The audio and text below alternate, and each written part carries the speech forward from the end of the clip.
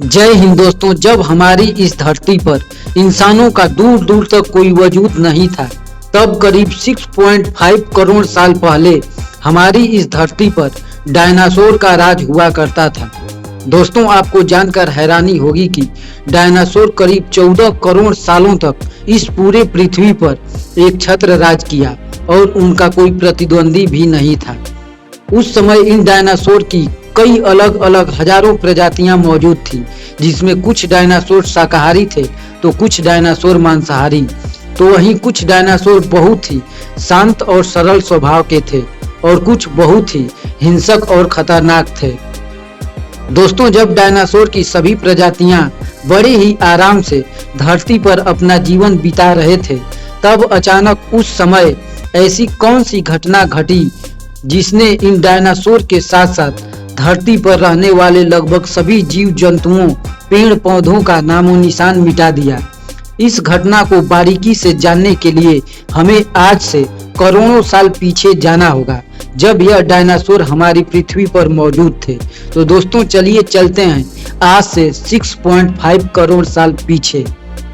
दोस्तों, 6.5 करोड़ साल पहले हमारी इस पृथ्वी का मौसम बिल्कुल ही सामान्य था। चारों तरफ बड़े बड़े पेड़ों पर सूरज की रोशनी बिखरी हुई थी और उस शांत वातावरण में हर तरफ डायनासोर के चिघाड़ने और चिल्लाने की आवाजें आ रही थी। इस शांत और मनमोहक वातावरण में डायनासोर और दूसरे जीव जंतु अपना जीवन बड़े ही आराम से बिता रहे थे। लेकिन इन डायनासोर को क्या पता था कि इनकी किस्मत 10 करोड़ साल पहले ही लिखी जा चुकी थी। 10 करोड़ साल पहले एक बड़ा एस्टेरॉयड का टुकड़ा सुदूर अंतरिक्ष से आ रहा था, जो पृथ्वी से लगभग 20 करोड़ मील दूर मंगल और बृहस्पति के बीच बने क्षुद्र ग्रह बेल्ट में घूम रहे इजिप्टा नाम के 40 किलोमीटर व्यास वाले एक बड़े एस्टेरॉयड से जा टकराता है। इस टकराव के कारण उस बड़े एस्टेरॉयड की दिशा बदल जाती है और 40 किलोमीटर के व्यास वाला यह एस्टेरॉयड क्षुद्र ग्रह बेल्ट से निकलकर सीधे पृथ्वी की ओर 22,000 मील प्रति घंटे की रफ्तार से बढ़ने लगता है।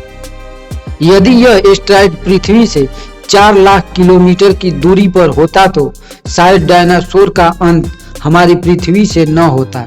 यदि वह एस्टेरॉयड पृथ्वी से न टकराकर चांद से टकराता तो आज चांद का वजूद ही समाप्त हो जाता और डायनासोर हमारी पृथ्वी पर आज भी राज करते।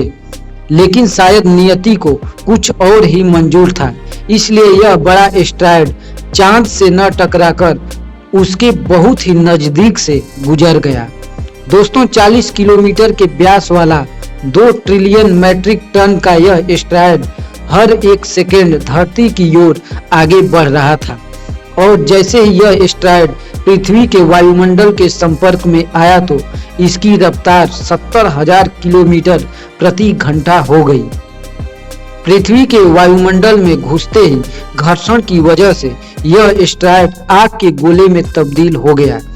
यह धरती की ओर इतनी तेजी से बढ़ रहा था कि इसने सिर्फ 4 मिनट में अटलांटिक ओशियन को पार कर लिया।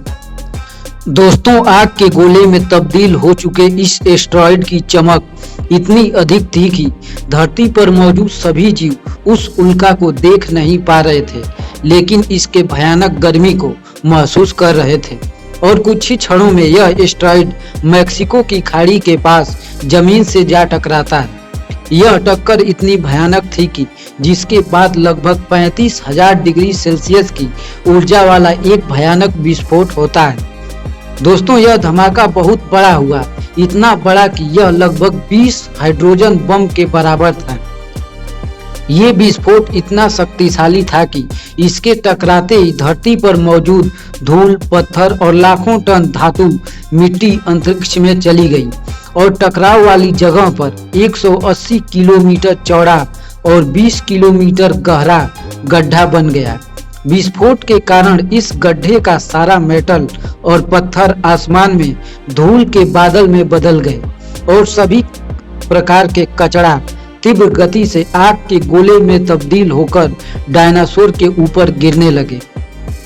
उल्कापिंड टकराव की वजह से धरती के अंदर चारों ओर 11 की तीव्रता वाला भूकंप आने लगा, जिस वजह से समुद्र में विशालकाय लहरों का निर्माण हुआ और एक के बाद एक सुनामी की लहरें चारों तरफ बढ़ने लगी और भूकंपीय लहरों ने सुनामी के साथ साथ सभी सक्रिय ज्वालामुखी को और बढ़ा दिया, जिसके कारण जगह जगह डायनासोर का विनाश शुरू हो गया और अब धरती के महाविनाश की प्रक्रिया आरंभ हो चुकी थी। इस भयानक विस्फोट में गर्मी और रेडिएशन की मात्रा इतनी बढ़ गई थी कि इसके हजारों किलोमीटर के दायरे में आने वाले सभी जीव जंतु और पेड़ पौधे पूरी तरह से जलकर राख की ढेर में बदल गए। इस महाविनाशक को देखते हुए उड़ने वाले सभी डायनासोर इन जमीनी खतरों से तो बच निकले, लेकिन इस विस्फोट की वजह से जो लाखों टन पत्थर व धूल अंतरिक्ष में गया था, वह ग्रेविटेशनल फोर्स के वजह से 30 मिनट के बाद आग के गोले के रूप में पूरी धरती पर बरसने लगा, जिस वजह से उड़ने वाले सभी डायनासोर जलकर राख हो गए। और दूसरी तरफ धूल का एक बहुत बड़ा तूफान हजारों किलोमीटर की रफ्तार से आ रहा था।